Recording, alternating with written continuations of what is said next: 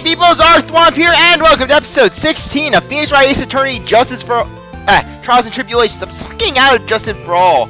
Anyways, last time we started our second day of trials, and we basically were cross-examining Ron DeLite. He was telling us he was wearing the Mask DeMasque costume. He was unconscious. The alarm was going off, and now we're getting to the bottom of things. Ugh. Fine. Let's hear your theory. Remember the defendant's testimony. The moment he entered the victim's office, someone attacked him. Mr. DeLite said he felt dazed. I'm willing to wager that he was knocked unconscious for at least a few minutes. Unconscious? So he fainted? That's why Mr. DeLite didn't know that the buzzer had sounded. And that's why he thought he had time to hide the body. So what are you trying to say? Mr. DeLite was knocked out, and the buzzer went off soon afterwards. Now, unless my client was able to hit the buzzer while he was unconscious, it can only mean that there was another person in the room. That's right, whoever it was knocked out Ron DeLite and then pressed the buzzer.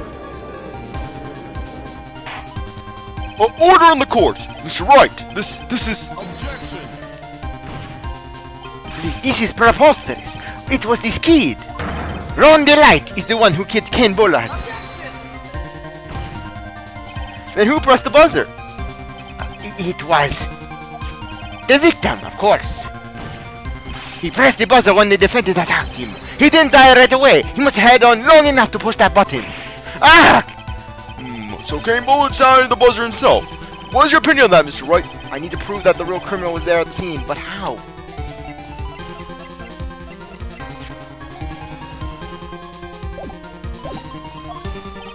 Can I prove it wasn't Kane Bullard who sounded the buzzer? Oh yes, you can! I can prove it alright. The defense's opinion this, Your Honor. This piece of evidence proves that it wasn't the victim who sounded the buzzer. Oh yes, that's nice. We get to see Kane Bullard's corpse. That's beautiful.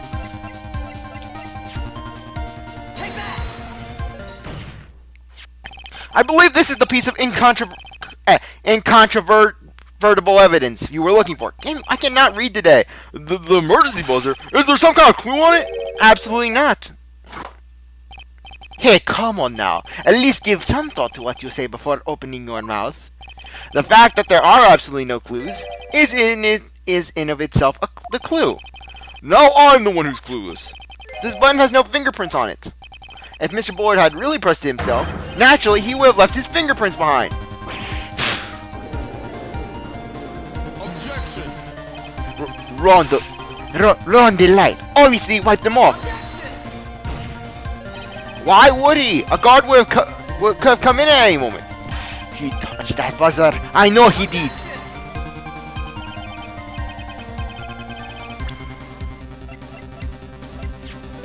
Sorry. Where's the promo picture? It also it does help Phoenix's case that Ron was wearing the Mask DeMasque costume. And Mask DeMasque always wears gloves. What reason could he possibly have to wipe the button free of fingerprints? Order! Ha! It would seem I've been forced to eat crow. I wonder what blend number crow flavored coffee is. However, if the real killer was there at the scene, why would that person press the emergency buzzer? Shouldn't they have run away without putting themselves in extra danger?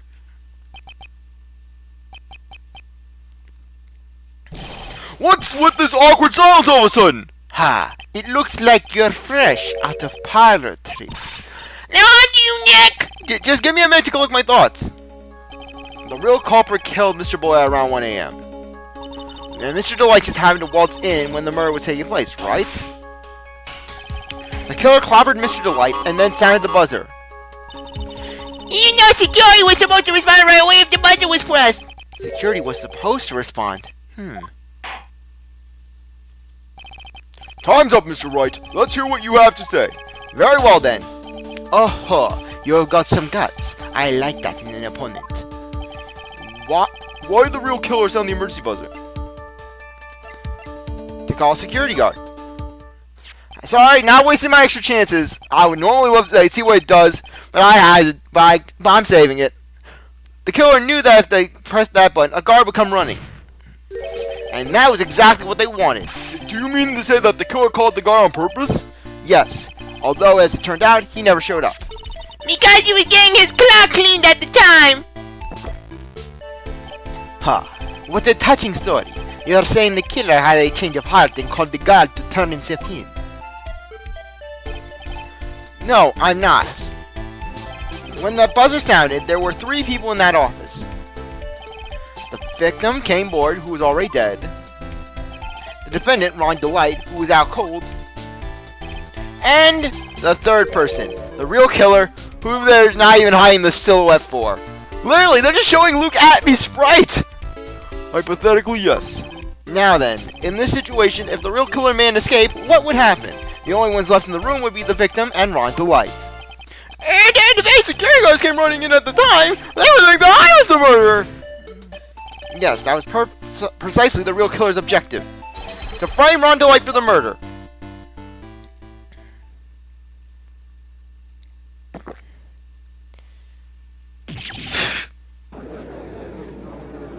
Sorry, just trying to experiment with the pew sound effect. Order, order, order! Ha! It would seem I've been met with my words once again.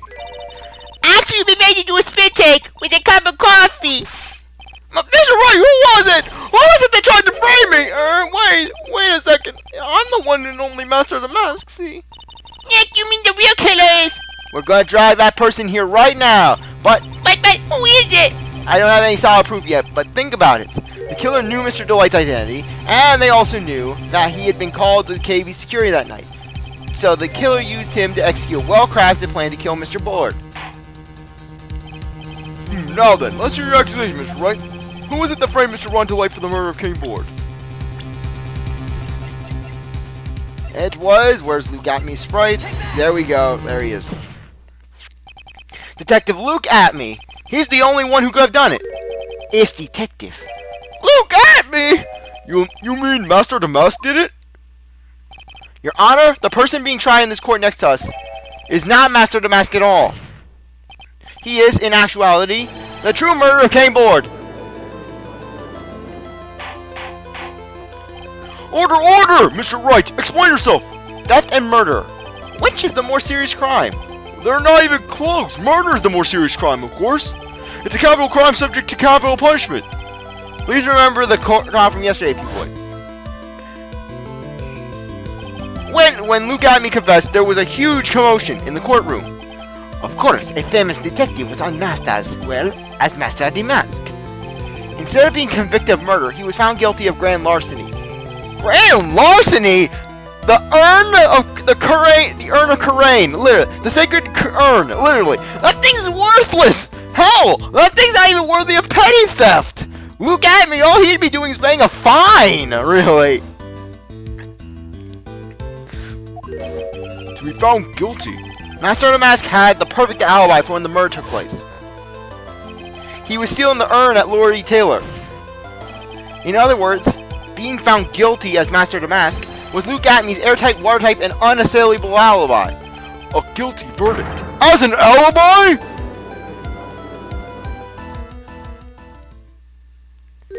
You know, it's almost time. For what? For Luke Atmey's verdict. It was a pretty simple trial after all.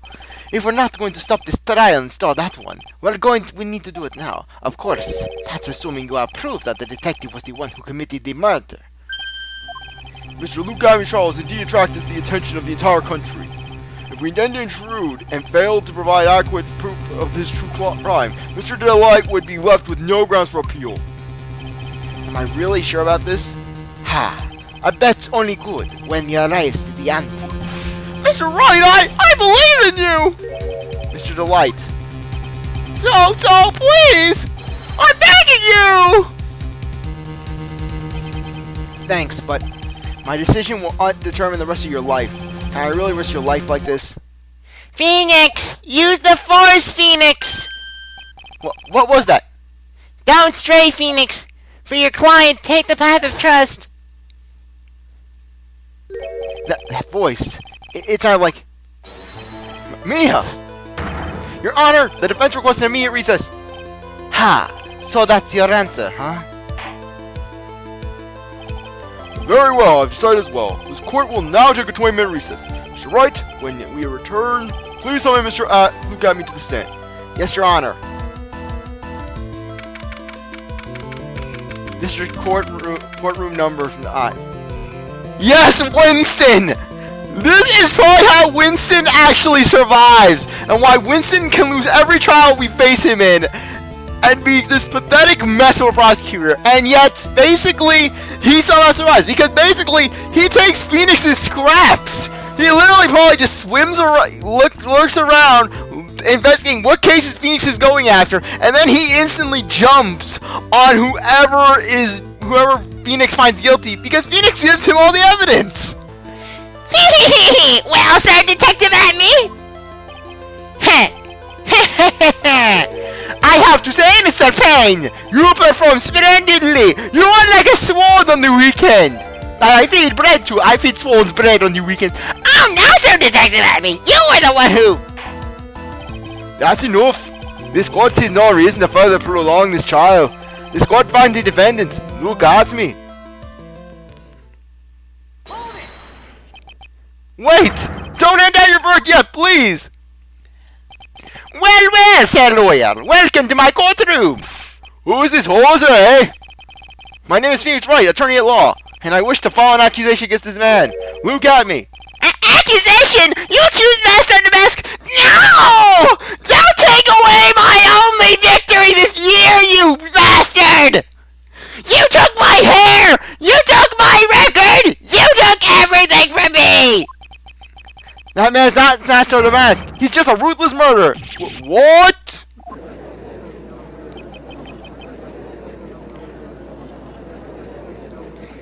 And my weekend was going so well to boot. And then Winston's just so mad as he's been in the prosecutor's lobby.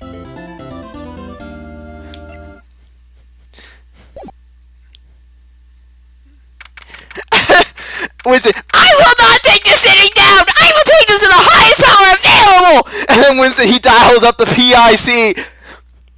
Damn it, the best! I would like to file an injustice! Phoenix Wright stole my clout, my defendant! Who the hell are you? I swear we gotta get these phones monitored. Sebastian, kick his ass! But Pops, I don't want to kick his ass! Kick his ass, Sebastian! Beat him with a club! Oh my god! Oh yes, it's gonna be fun when I get to investigations too. My sis! I could have sworn I heard Mia's voice. So then she's still alive! Inside your heart! She's like a Force Ghost! She's like Obi-Wan, Nick! Nicky boy! Oh, Mr. Light, is it true that detective is the real killer? To be honest, we don't have any definitive proof. But he's the only one who could have done it. But wasn't he at Lord Taylor that night? Not to mention, we don't exactly know his motive. I mean, why would Detective Amy want to kill Kane Bullard? Oops, it's almost time. Better get back to the courtroom. I need to find some solid proof. It's gotta happen sooner rather than later.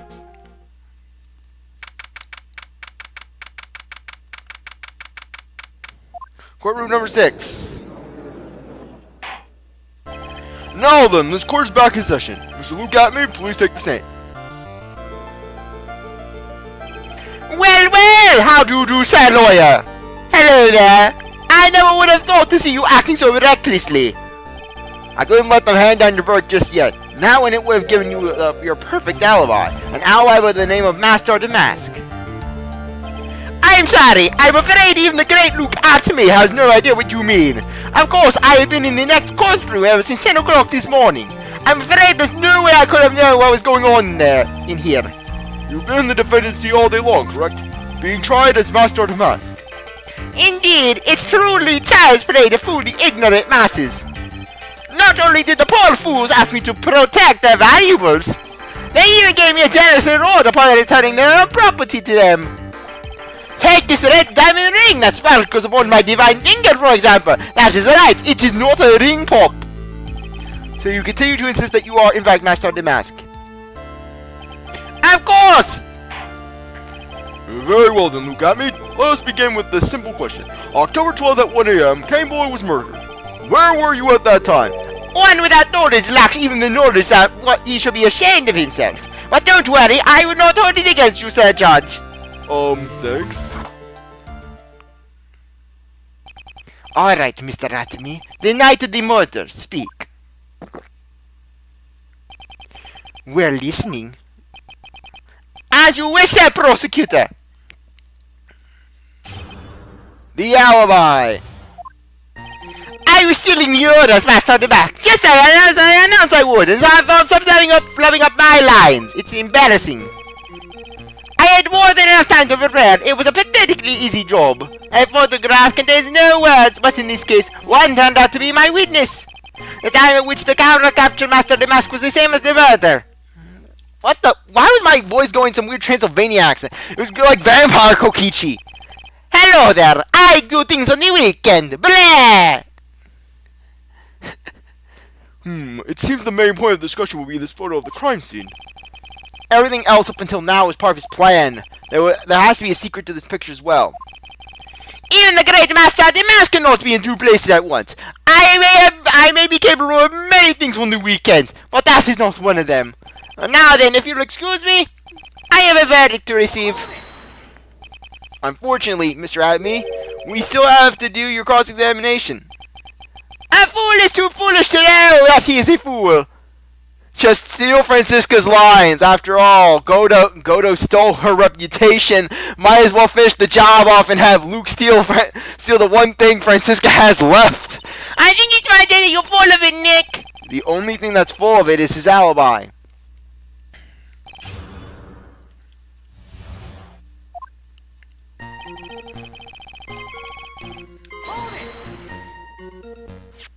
So this photograph is the proof, correct? Indeed it is! And the man in this photo is certainly wearing a mask. First line of objection! How would Luke Adamy's giant nose, how would that huge schnoz fit into that mask? Literally, how? Wouldn't it be like... Personally, I think that if you tried to put it on, like, it would be just poking out, like the mask would just be revealed. That is why I called Mask DeMasque. But conveniently, that also means that there was no way to tell who it really is. What do you mean? Ha! Are you saying that this is not in fact Luke Adamy? That it could be an accomplice dressed up as Mask DeMasque to create an alibi? Aha! What an interesting idea! Are you saying that I don't know if Luke had an accomplice? Say no to this, trust me. I fell into this trap when I first played this game. And it puts you in a loop where basically you lose. Give it up. Give it up now. If Luke Adamy was at KB Security during the murder, then the Master DeMasque in this picture has to be a fake. Then it really was an accomplice. But right now, I have no idea who it was. I don't have any idea right now either. Baseless objections are what this guy wants. There's got to be another way, and I'm gonna find it.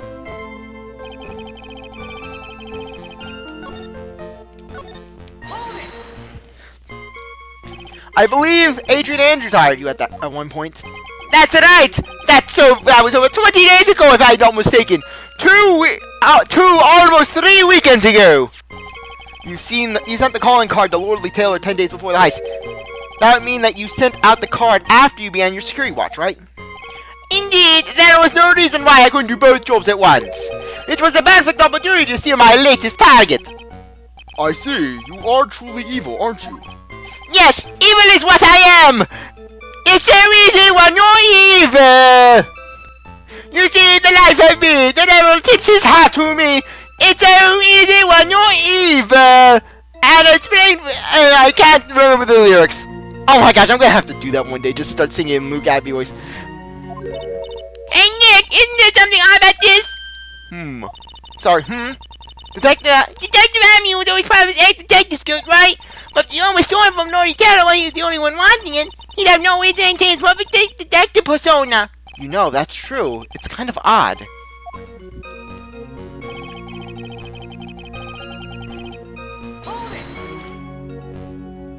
So by photograph, you mean this piece of evidence here. Is that correct? Indeed it is! That it is! The very thing that proves I committed the crime! The very thing that proves you committed the crime. When you think about it, it's really odd. You say that almost as if you had this picture taken on purpose. Which he did. He was simply caught by the very camera that he had set up. We all have days like that. Indeed, it turned out that there was no such thing as the perfect crime after all.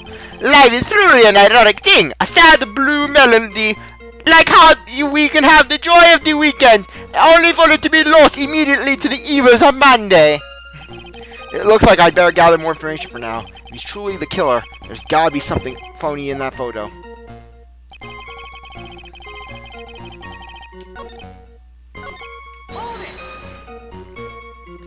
About the camera that took this photograph.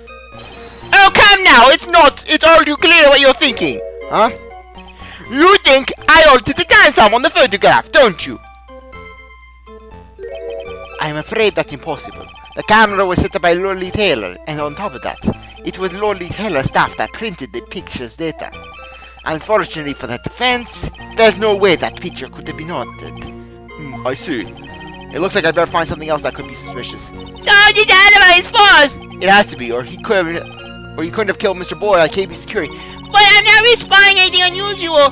There are two possibilities. Either the mask in the photo is a fake, or the photo itself is. And it's the latter.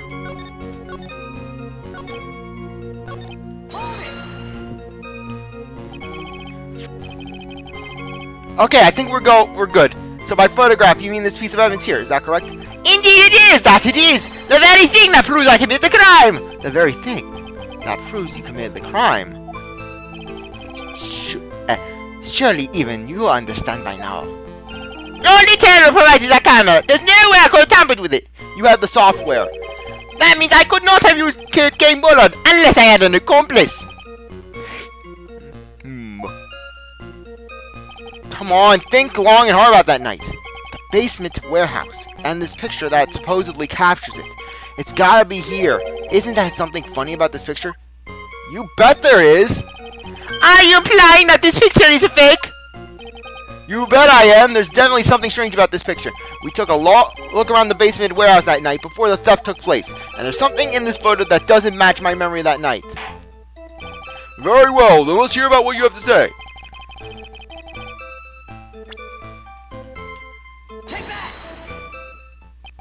The funny part is right here. Why, this is a blood stain! Oh, blood! Now this case is getting interesting! Not exactly. The stain is actually pink paint. Oh, just paint. And peach colored at that! In the Danganronpa, but to be fair, in the Danganronpa universe, that would be blood. From blood to peaches, the judge sure loves going on his wild tangents. The problem with this photograph is not the paint. The problem is when you consider the layout of the basement warehouse. It turns out that something that should have been there is nowhere to be seen. Well, Mr. Wright? What is supposed to be in this picture instead of the paint stains? The gold statue. The supervisor of the treasure exhibit stated the following. Well, there's a good reason for that. On the day of the crime, around noon, that golden statue just happened to arrive from the Mountain Training Hall. I realized the statue would be the perfect size for covering up the paint stains. That's why I put it where you first saw it. I myself was there that night the theft took place, and saw the statue in this spot. If the picture was truly taken on that night, then that statue should have been there. But when I went to the basement after the day after the theft, the statue of the old bag was sitting in the corner. Perhaps it was somehow pushed there accidentally. Your Honor, the statue was slightly larger than yourself and quite heavy. It would take more than an accidental push to move it that distance. Ha! In that case, can you prove it? Can you give us the rhythm, rhyme, and the reason as to why that statue was moved on that night? Can you do it, Nick? Never mind who moved it. The real question is, why did they move it? Because it shouldn't have been in there. Well, Mr. Wright, I hope you prepared with your answer. Now then, who was the one who moved that gold statue on the night of the crime?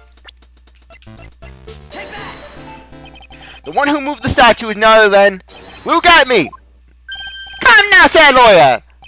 There you go again with your strange delusions! Mr. Wright, what basis do you have for your strange delusions? It's very simple. The witness was the only one in the basement warehouse that night. That is indeed very simple. However, why would I want to move a heavy golden statue? Sure, I am very swole, but I am not that swole. I could not push things like that so leisurely.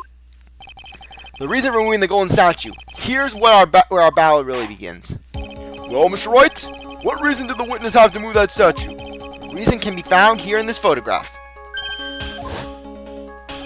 Look at me. You pretended to be Mask DeMasque to create an alibi by showing that you were at Loreley Taylor that night. But this photograph contains a single fatal flaw. If the statue had been there, your lie would have been exposed like cheap film at a drugstore. That is why you moved the statue. A single fatal flaw? We'll do that in the next episode. Anyways, I really appreciate that you stuck around to watch this episode. You're a great viewer. If you come back to the next one, if you like this video, like, subscribe, comment, share, 2 that you want. I'll see you later. Bye.